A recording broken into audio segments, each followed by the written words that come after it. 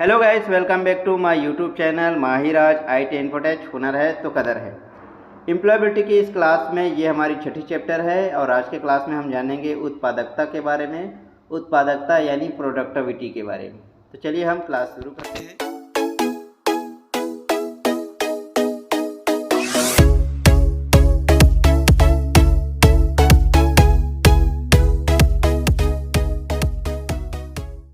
उत्पादकता की आवश्यकता क्यों पड़ती है? तो आम तौर पर किसी भी देश की उत्पादकता जितनी अधिक होगी उतना ही अच्छा वहाँ का रहने का स्तर होता है। गुणवत्ता युक्त स्वास्थ्य सेवाएं तथा शिक्षा, अच्छी सड़कें तथा अन्य मूलभूत ढांचे, सुरक्षित समुदाय जिन्हें आवश्यकता है, उन लोगों के लिए मजबूत सहायता और विकसित वातावरणीय मानकों से किसी भी देश के रहने के स्तर को सुधारा जा सकता है। अच्छी उत्पादकता से निम्न प्राप्त होता है, जैसे कम औसत मूल्य। लागत में इस तरह की बचत को उपभोक्ता को कम कीमत के रूप में प्रदान कर सकते हैं, जिससे अधिक मांग को बढ़ावा मिलेगा, मांग बढ़ेगा और रोजगार में बढ़ोतरी होगी। दूसरा, उन्नत प्रतिस्पर्धा तथा व्यापार प्रदर्शन। उत्पादकता वृद्धि तथा इकाई की कम लागत वैश्विक बाजारों में फर्मों की प्रतिस्पर्धा के निर्धारक के प्रमुख कारण है। तीसरा, अधिक लाभ। जो कंपनियां व्यवसाय का दीर्घ तथा लघु वृद्धि के लिए दोबारा से निवेश कर सकती है तथा उनके लिए दक्षता में उन्नति अच्छे लाभ के स्रोत है। चौथा है अधिक वेतन। यदि कर्मचारी अधिक दक्ष हो तो व्यापारी अधिक वेतन दे सकता है। पांचवा, आर्थिक वृद्धि। अधिक उत्पादकता से किसी भी देश की आर्थिक उन्नति बढ़ती है। चलिए समझते हैं उत्पादकता के लाभ क्या है। तो पहला, स्वयं कर्मचारी की प्रोत्साहन राशि। प्रोत्साहन राशि एक ऐसी वस्तु है जो किसी व्यक्ति को कोई कार्य करने के लिए प्रोत्साहित करती है। प्रोत्साहन राशि को प्रदर्शन का वेतन भी कहा जाता है और यह सामान्य तौर पर विशिष्ट प्रदर्शन परिणाम पर दिया जाता है, न कि कार्य करने के लिए लगाए गए समय के लिए। प्रोत्साहन राशि एक प्रकार का प्रतिकर है, जहां नियोक्ता सामान्य आशाओं से उच्च प्रदर्शन पर राशि देता है ताकि कर्मचारी ऊंचे स्तर का प्रदर्शन कर सके। दूसरा, उत्पादकता से संबंध। उत्पादकता में वृद्धि किसी भी कंपनी को लाभ के रूप में वापस मिलती है और इसके बाद कंपनी इस लाभ का एक हिस्सा अपने कर्मचारी को प्रोत्साहन राशि या वस्तु के रूप में लौटाती है। इससे कर्मचारियों में कार्य की संतुष्टि का स्तर बढ़ता है और वे इससे भी अधिक उत्पादकता दर्शाने की ओर कार्य करते हैं, जिसके कारण कंपनी की समग्र आर्थिक प्रगति होती है। उत्पादकता संबंधित बोनस। तो उत्पादन संबंधित बोनस एक राशि है जो सामान्य तथा वंचित ड्यूटी से ऊपर तथा आगे बढ़कर किए गए कार्य हेतु की जाती है। कॉर्पोरेट वातावरण में किसी व्यक्ति या दल को अधिक उत्पादकता प्रदर्शन के लिए प्रोत्साहन राशि के रूप में बोनस दिया जाता है। विक्रय उद्योग में किसी विशेष लक्ष्य को पाने के लिए पहले से निर्धारित प्रदर्शन बोनस सामान्य बात है। कुछ अवसरों पर कर्मचारी को उनके अच्छे काम के इनाम के रूप में भी बोनस प्रदान किया जाता है, चाहे उनके अनुबंध से ऐसे किसी बोनस की पात्रता हासिल ही नहीं हो। रहने के स्तर में सुधार। तो रहने के स्तर का निर्धारण तथा सेवाओं की उपलब्धता आपूर्ति से होता है। यह स्वतः सिद्ध है कि वस्तुओं तथा सेवाओं का अधिकता में प्रयोग करने के लिए हमें पहले उनका उत्पादन करना होगा। अधिक उपभोग केवल अत्यधिक उत्पादन के बाद ही संभव है। यदि हम अधिक वस्तुओं का उत्पादन करेंगे तो हमारे उपभोग के लिए भी अधिक होगा, जैसे अच्छा व संतुलित आहार, अच्छे व अधिक कपड़े, उन्नत आवास, अधिक क्षेत्रों में फैली शिक्षा, उन्नत चिकित्सा सेवाएं आदि। योग के माध्यम से उत्पादकता।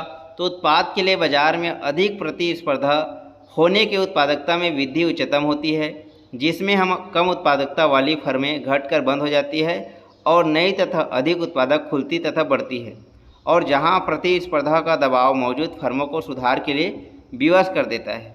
हरित क्षेत्रों तथा पूर्ण एकीकृत उत्पादन संयंत्रों की उपलब्धता और अच्छे औद्योगिक रिश्ते भी कर्मचारी उत्पादकता में वर्ष दर वर्ष सुधार को प्राप्त करने में विशेष महत्व रखते हैं।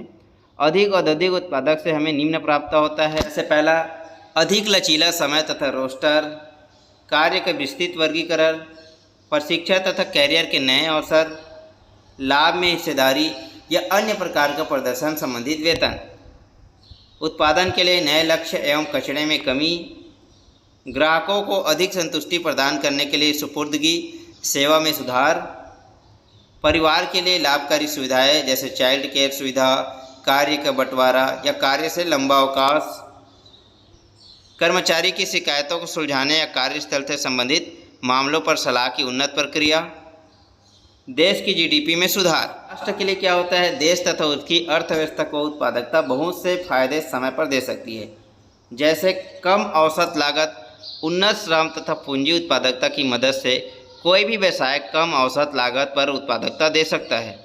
लागत में यह कटौती उपभोक्ता तक कम कीमत के रूप में पहुंचाई जा सकती है।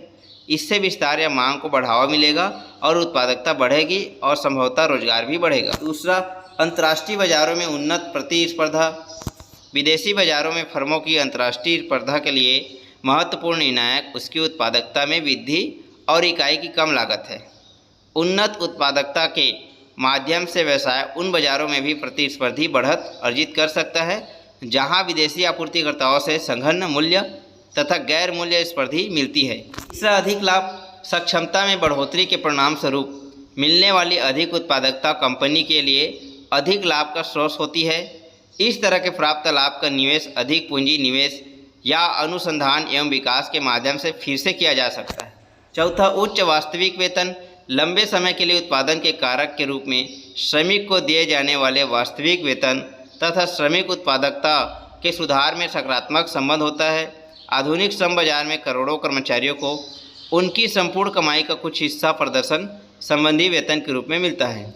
आर्थिक उन्नति। यह स्पष्ट है कि किसी अर्थव्यवस्था में वस्तुओं और सेवाओं के उत्पादन की क्षमता उपलब्ध संसाधनों पर, जैसे कि सक्रिय श्रमिकों की आपूर्ति, पूंजी निवेश, स्टॉक तथा प्राकृतिक संसाधन तथा इन संसाधनों की उत्पादकता पर निर्भर करता है। उत्पादकता पर प्रभाव डालने वाले कारक हैं, जैसे कि कौशल। किसी भी कार्यस्थल की उत्पादकता पर प्रभाव डालने वाला एक बहुत बड़ा कारक मानव संसाधन है। अतः उद्योग की उत्पादकता के प्रदर्शन में कार्यबल के कौशल के योगदान को समझना बहुत ही निर्णायक है। यह विशेषकर इसलिए भी जरूरी है क्योंकि सरकार अर्थव्यवस्था के विभिन्न क्षेत्रों में कौशल को उत्पादकता का प्रमुख कारण मानती है। प्रशिक्षण का महत्व। एक सफल अर्थव्यवस्था के पास ऐसा कार्यबल होता है जो कि उस स्तर पर उद्योग का परिचालन कर सके जहां उन्हें अन्य देशों की अर्थव्यवस्था से प्रतिस्पर्धी बढ़त हासिल हो। इसे पाने के लिए राष्ट्र यह प्रयास करते हैं कि वे कर्मचारियों को प्रशिक्षण दे या बहुत से अन्य तरीकों से अधिक कुशल कार्यबल का सृजन कर सके। प्रशिक्षण के स्तर में अंतर को एक महत्वपूर्ण कारक के रूप में देखा जा सकता है जो अमीर तथा गरीब देशों को पृथक करता है। हालांकि ये निश्चित है कि अन्य कारक भी कार्य करते हैं, किंतु किसी देश की अर्थव्यवस्था को बढ़ावा देने में कुशल प्रशिक्षित कार्मिकों की भूमिका बहुत महत्वपूर्ण होती है। कौशल के लाभ। तो कौशल के लाभ क्या हो सकता है? राष्ट्र के लिए वैश्वीकरण तथा अंतर्राष्ट्रीय व्यापार में यह आवश्यक है कि देश तथा उनकी अर्थव्यवस्था में आपस में दूसरे से प्रतिस्पर्धा रखे। किसी देश की कार्मिकों की शिक्षा और प्रशिक्षण एक महत्वपूर्ण कारक है जो इस बात का निर्धारित करता है कि किसी देश की अर्थव्यवस्था कितना अच्छा प्रदर्शन करेगी। दूसरा, नियोक्ताओं के लिए। नियोक्ता उन लोगों को रखना चाहते हैं जो अधिक उत्पादक हो और उनके प्रबंध की आवश्यकता कम हो। कर्मचारियों के प्रशिक्षण के लिए धन का व्यय करने से पहले नियोक्ता बहुत से कारकों को ध्यान में रखते हैं, जैसे कि क्या इस प्रशिक्षण कार्यक्रम में कर्मचारी की उत्पादकता में वृद्धि होगी, क्या उत्पादकता में होने वाली वृद्धि का लाभ प्रशिक्षण कार्यक्रम या उसके कुछ हिस्से पर होने वाले खर्च को न्याय संगत सिद्ध करेगा। इन प्रशिक्षण कार्यक्रमों के माध्यम से कर्मचारियों की कौशल में वृद्धि होती है और इससे कंपनी की उत्पादकता में बढ़ोतरी होती है। चाहे कर्मचारी के लिए, तो कर्मचारी अपनी क्षमताओं को विकसित करके तथा उन्हें तराश कर अपने कमाने की क्षमता को बढ़ाते हैं। किसी विशिष्ट कार्य प्रणाली के बारे में वे जितना अधिक जानते हैं या जितना अधिक वे किसी उद्योग के बारे में समझते हैं, वे अपने नियोक्ता के लिए उतनी ही महत्वपूर्ण हो जाते हैं। कर्मचारी अपने वेतन में वृद्धि के लिए उन्नत तकनीक तथा नए कौशल सीखते हैं। सामान्यतः नियोक्ता के होने वाले उत्पादकता लाभ का कुछ प्रतिशत ही कर्मचारी को वेतन वृद्धि के रूप में मिलता है। कार्य में सहायता। यह किसी कर्मचारी को बाहरी सहायता प्रदान करने का एक माध्यम होता है। इसका उद्देश्य कार्य की गतिविधियों में सहायता करना है। कर्मचारियों की उत्पादकता को बढ़ाने वाली सभी मनोवैज्ञानिक तरीके बहुत अच्छे हैं, किंतु सही उपकरणों के बिना वह बेकार है। आज के कार्य वातावरण में किसी भी कर्मचारी को दक्ष तथा उत्पादक होने के लिए यह आवश्यक है कि उन्हें सही उपकरण उपलब्ध करवाया जाए।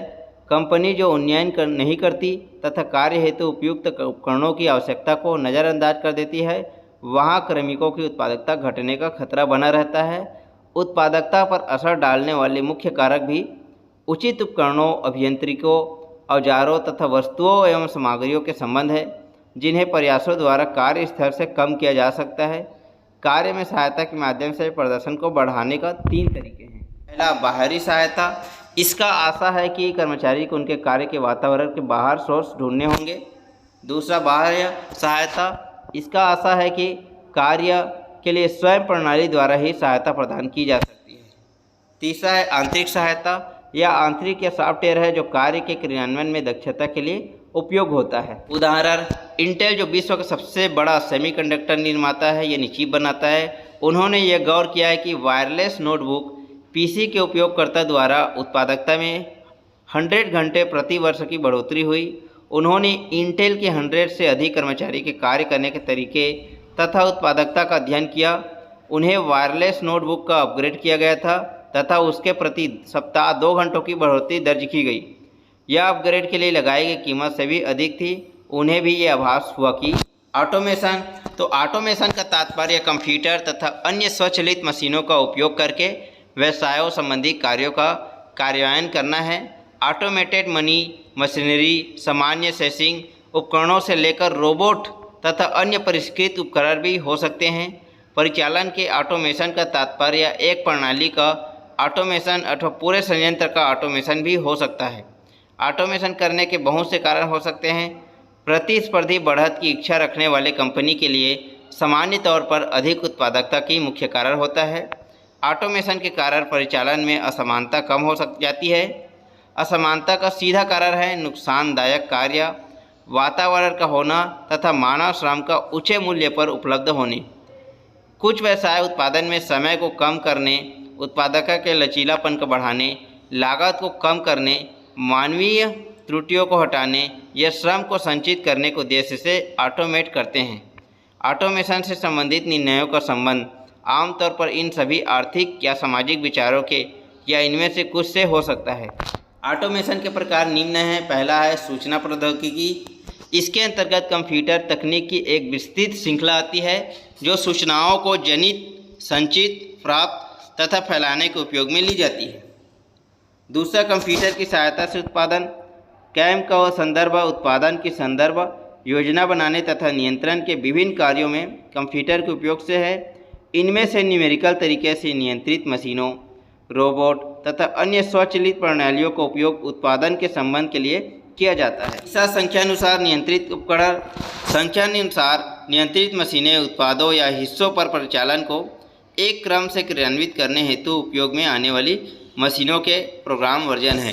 चौथा, रोबोट। तो रोबोट एक प्रकार का स्वचालित उपकरण होते हैं जो उन विभिन्न कार्यों को क्रियान्वित करते हैं जिन्हें आमतौर पर मानव नियंत्रण द्वारा संचालित किया जाता है।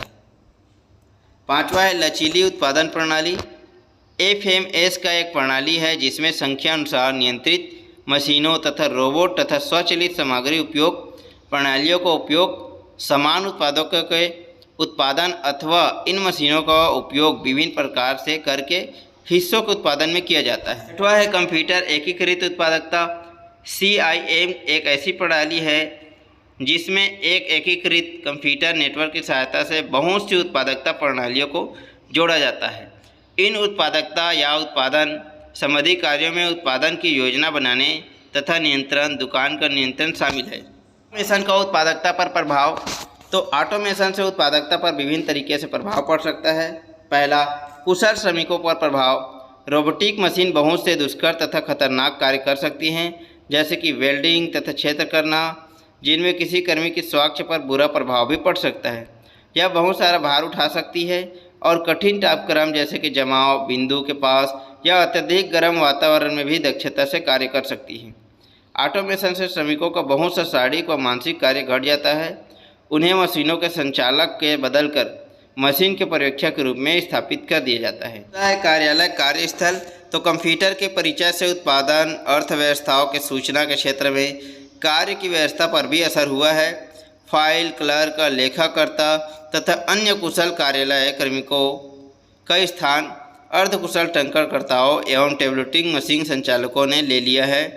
ऑटोमेशन कार्यों के साथ अधिक मशीनीकृत होने का दर्शाता है, एक प्रक्रिया जो 19वीं सदी में टाइपराइटर तथा जोड़ने वाली मशीनों से प्रारंभ हुई थी। वातावरण की बात की जाए तो कार्यस्थल के वातावरण से कर्मचारी के उत्साह, उत्पादकता तथा कार्य व्यवस्था पर सकारात्मक एवं नकारात्मक दोनों प्रभाव पड़ते हैं। अधिकतर उद्योग में कार्यस्थल का वातावरण असुरक्षित तथा अव्यवस्था होता है।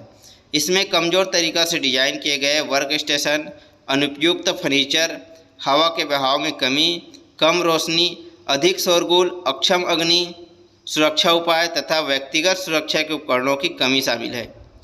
इस प्रकार के वातावरण में कार्य कर रहे व्यक्तियों को व्यावसायिक विकार होने का खतरा होता है। इससे कर्मचारी के प्रदर्शन पर असर पड़ता है, अतः कार्यस्थल के आधार पर भी उत्पादकता कम होती है। कर्मचारियों के कार्यस्थल का वातावरण ही है जो उत्साह के स्तर परिणाम स्वरूप प्रदर्शन कर सर्वाधिक प्रभाव डालता है। कार्यस्थल के डिजाइन संबंधी विचार। तो डिजाइन के मौलिक तत्व जो कार्यस्थल के वातावरण पर सकारात्मक प्रभाव डाल सकते हैं और संपादित कार्य को सहायक सिद्ध हो सकते हैं। जैसे कि पहला है ऊष्मीय अनुकूलता का तापमान हवा के बहाव तथा नमी के सही तालमेल से ऊष्मीय अनुकूलता बनाई जाती है। कार्यस्थल पर भौतिक अनुकूलता के लिए इन तत्वों का तालमेल आवश्यक है। दूसरा रंग। लोग रंगों से किस प्रकार की प्रेरणा लेते हैं या उनकी संस्कृति तथा जीवन में मिले अनुभव पर निर्भर करते हैं। तीसरा शोरगुल पर नियंत्रण। अधिकतर कार्यस्थलों पर शोर एक समस्या होती है। रोचक बात यह है कि उत्पादकता में वृद्धि या कमी की जा सकती है जो व्यक्तिगत वरीयता तथा किए जाने वाले कार्य पर निर्भर होती है। प्रमुख बात यह है कि लोगों को दरवाजे युक्त आवश्यक हो तो ध्वनि को अलग करने वाले यंत्रों से युक्त करके कमरे उपलब्ध करवाने चाहिए।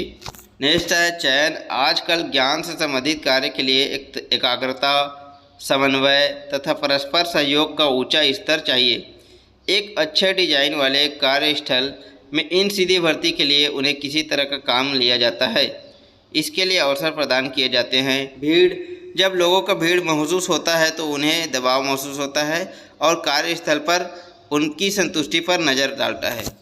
प्रेरणा समझते हैं तो प्रत्येक संगठन की सफलता उसके कर्मचारी की कार्यक्षमता, वफादारी, समर्पण आदि पर निर्भर करती है।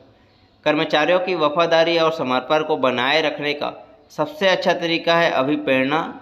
यदि कर्मचारी अपने कार्य से पूरी तरह से संतुष्ट है और बहुत अधिक अभिप्रेरित है तो कार्य प्रदर्शन में दक्षता की उत्पादकता बढ़ती है। कैरेन ओमान के अनुसार मानव व्यतिक्रमी है। यदि आप उसके साथ अच्छा व्यवहार करेंगे तो वह भी आपके साथ अच्छा व्यवहार करेगा। यदि आप उसके साथ बुरा व्यवहार करेंगे तो वो भी आपके साथ बुरा व्यवहार करेगा। अभिप्रेरणा का अर्थ कर्मचारियों की प्रेरणा और आवश्यकताओं को खोजना तथा समझना कि क्योंकि ये व्यक्तियों के भीतर जन्म लेती है। कर्मचारियों को अभिप्रेरित करने वाले कारक है जैसे कि नेतृत्व का तरीका। कर्मचारियों के प्रदर्शन को अभिप्रेरित करने में नेतृत्व के तरीके की महत्वपूर्ण भूमिका होती है। प्रबंधक द्वारा चुना गया नेतृत्व का तरीका अधीनस्थ कर्मचारियों के प्रदर्शन पर प्रभाव डालता है।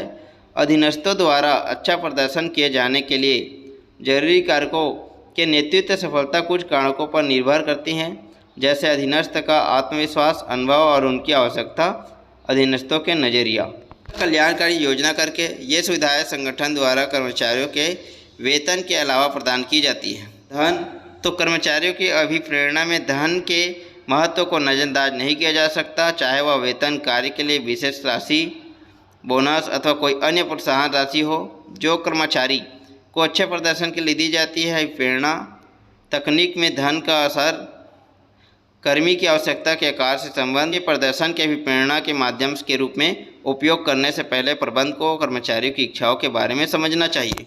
उत्पादकता में सुधार करने वाले कारक है। कार्यस्थल पर उत्पादकता को प्रभावित करने वाले निम्न कारक है, जैसे कि तकनीकी कारक। तकनीकी कार्यस्थल की उत्पादकता में बड़ी भूमिका निभाती है।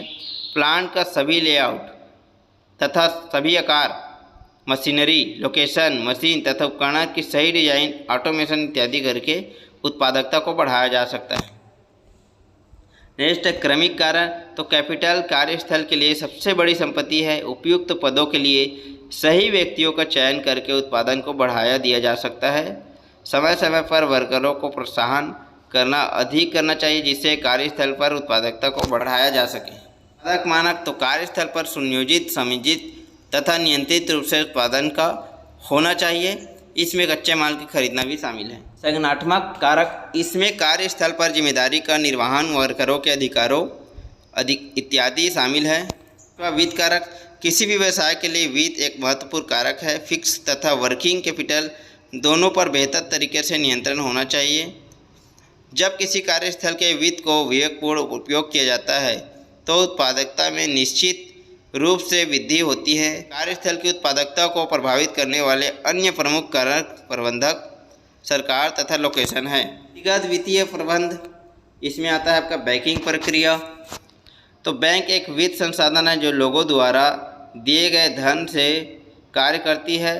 जब बैंक में धन जमा करवाया जाता है तो वह न केवल उसकी रक्षा करता है बल्कि उस पर कब्जा भी देता है ताकि वह उसको काम में ले सके। धन की भी वहाँ घर की अपेक्षा अधिक सुरक्षित रहता है।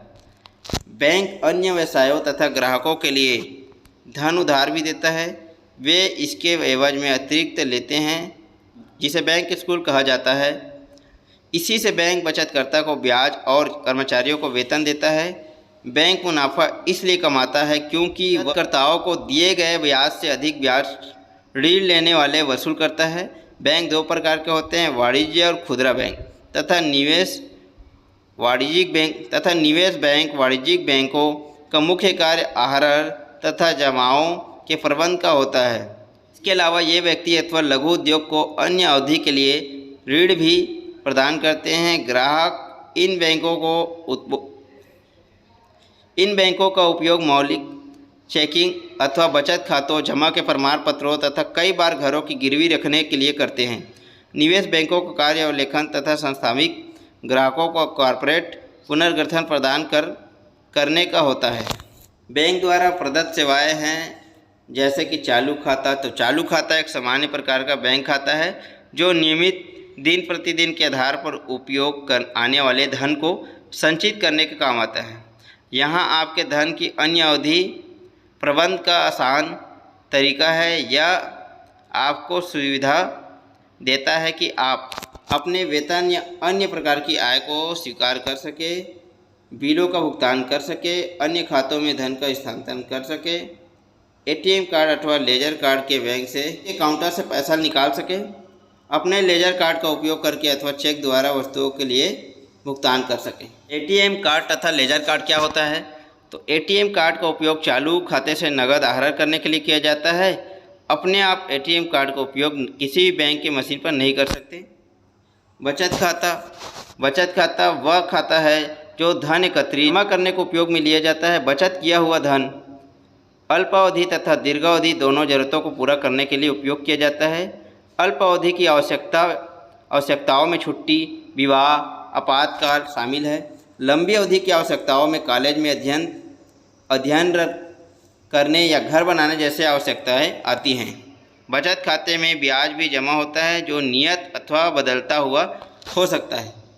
तो निवेश का अर्थ है नियत मूल्य का वित्तीय उत्पाद या अन्य उत्पाद खरीदना तथा यह आशा करना कि उस उत्पाद का मूल्य समय के साथ बढ़ेगा।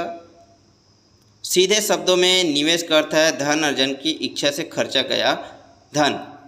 एक बचत खाते की तुलना में निवेश के माध्यम से आप लंबे समय में अच्छा मुनाफा कमा सकते हैं। हालांकि कुछ निवेशकों में जोखिम तुलनात्मक रूप से अधिक होती है। क्रेडिट कार्ड, तो क्रेडिट कार्ड विलंब से भुगतान का एक माध्यम है जो आपको वर्तमान में वस्तु का क्रय करने तथा उसके लिए भविष्य में 4 भुगतान करने की अनुमति देता है। वीज़ा और मास्टर कार्ड क्रेडिट कार्ड का उदाहरण। क्रेडिट कार्ड की कार्यप्रणाली डेबिट कार्ड की एक क्रेडिट सीमा होती है, अर्थात जो राशि आप इस कार्ड से खर्च कर सकते हैं इसका निर्धारण आपका क्रेडिट कार्ड बताता है। आपके पास विकल्प होता है कि आप इस सीमा का उपयोग एक बार या अथवा अंतराल में कर सकते हैं। बीमा एक प्रकार का जोखिम प्रबंधन है। आप बीमाकर्ता को एक नियत राशि अदा करते हैं जिसे प्रीमियम कहा जाता है और बीमाकर्ता एक जोखिम का खर्चा तो वित्तीय रूप से आपके लिए बहुत हानिकारक होगा वहन करने का समझौता करता है। आजकल बहुत प्रकार की बीमा उपलब्ध है जैसे कि कार का बीमा, गृह बीमा, यात्रा बीमा, स्वास्थ्य बीमा, भुगतान बीमा, सुरक्षा बीमा भी रखना इत्यादि। Online banking.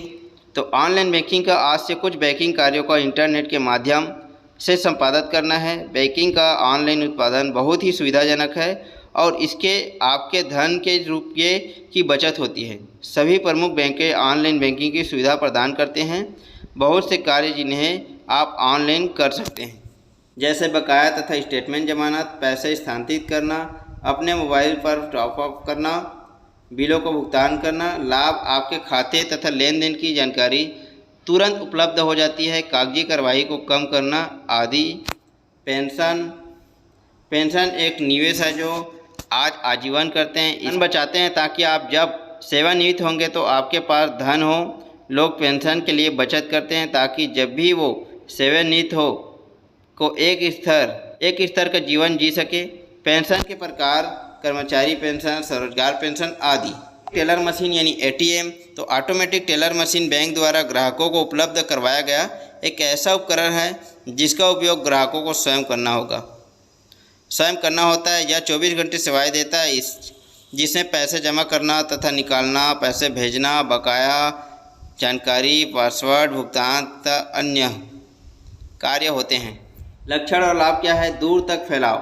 बैंकों द्वारा शॉपिंग मॉल, विश्वविद्यालय, समुदायों के बीच अन्य स्थानों पर एटीएम मशीन लगाई जाती है। अपने बैंक कार्ड तथा पासवर्ड का उपयोग करके अपने नकदी जमा करवाने का तथा आहरित करने, पैसा भेजने, कोई जानकारी प्राप्त करने आए एटीएम में उपलब्ध किसी अन्य सेवा का भी उपयोग कर सके। 24 घंटे सेवाएं। तो एटीएम के माध्यम से ग्राहकों को 24 घंटे निर्वहन सेवाएं प्राप्त होती है। आप अपनी सुविधा के अनुसार एटीएम का प्रयोग कर सकते हैं। आसान प्रचालन। एटीएम के सामान्यतः यूनिफाइड यूजर इंटरफेस, एक बार में एक व्यक्ति द्वारा उपयोग में लिए जाने की सुविधा होता है। यह आसान और तेज होता है। आपके बैंक खाते में पासवर्ड का उपयोग करके एवं कीबोर्ड की सहायता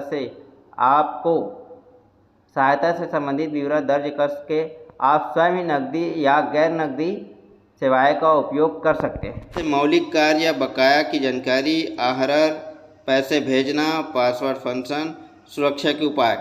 अगर पिन याद करें तथा इसे कहीं पर न लिखें और कार्ड पर सूरत में न लिखें। आपका कार्ड स्वयं आपके द्वारा उपयोग किए जाने वाले के लिए है। आप अपना कार्ड या पिन किसी को उपयोग के लिए न दें आदि सुरक्षा के उपाय हैं।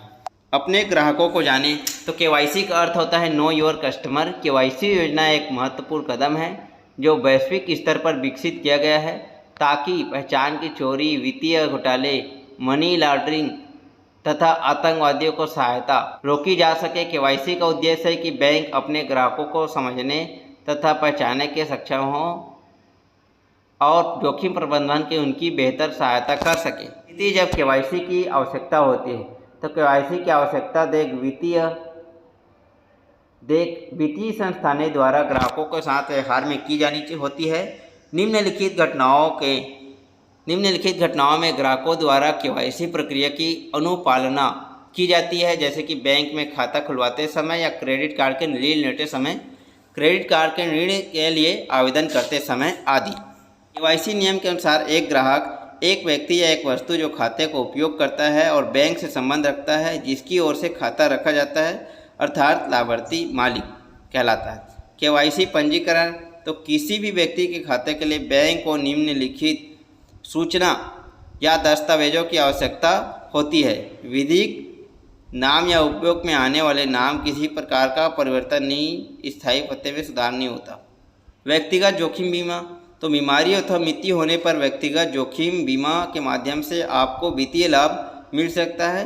इसमें अवधि जीवन बीमी, पूर्ण नई सफाई, आय सुरक्षा बीमा तथा ट्रॉमा इंश्योरेंस सम्मिलित होते हैं। टैक्स बचाना।